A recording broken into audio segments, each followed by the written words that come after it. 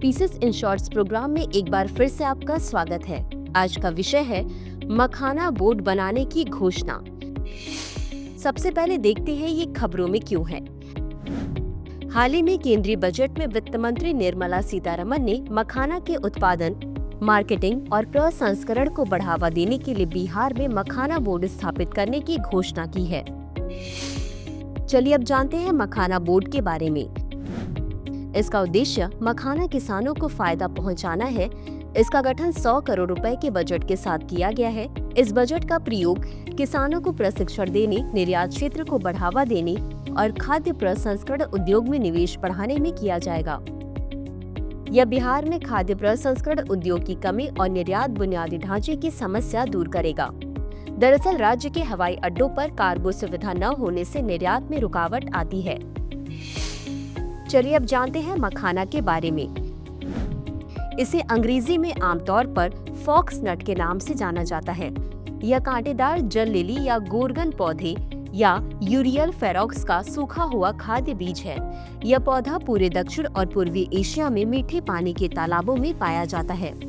इसके पौधे का खाने योग्य भाग छोटे गोल बीज होते हैं, जिनकी बाहरी परत काले से भूरे रंग की होती है। इसी कारण इसे काला हीरा कहा जाता है। इसकी फसल मुख्य रूप से उष्णकटिबंधीय और उपोष्णकटिबंधीय क्षेत्रों में उगाई जाती है। पारंपरिक रूप से इसकी खेती तालाबों, भूमि अवसादों, झीलों, खाइयों या 4 से 6 फीट तक की उथली पानी की गहराई वाले आर्द्रभूमि जैसे स्थिर जल निकायों में की जाती है। अच्छी वृद्धि और विकास के लिए मखाना को 20 से 35 डिग्री सेल्सियस तापमान, 50 से 90% सापेक्ष आर्द्रता और 100 से 250 सेंटीमीटर के बीच वार्षिक वर्षा की आवश्यकता होती है।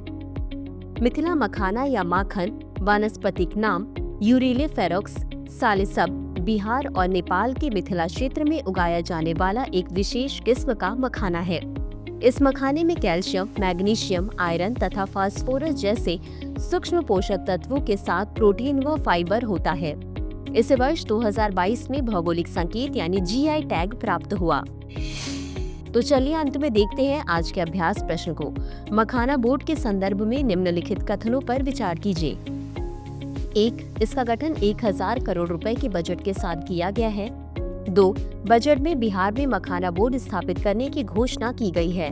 उपर्युक्त में से कौन सा या कौन से कथन सही है या सही है? A केवल 1, B केवल 2, C 1 और 2 दोनों, D न तो 1 और न ही 2। इस प्रश्न का उत्तर कमेंट बॉक्स में जरूर दें। आज के लिए बस इतना ही। धन्यवाद। डियर व्यूअर्स, अपने एग्जाम की तैयारी को और बेहतर करने के लिए हमारे चैनल को लाइक, शेयर और सब्सक्राइब करना न भूलें।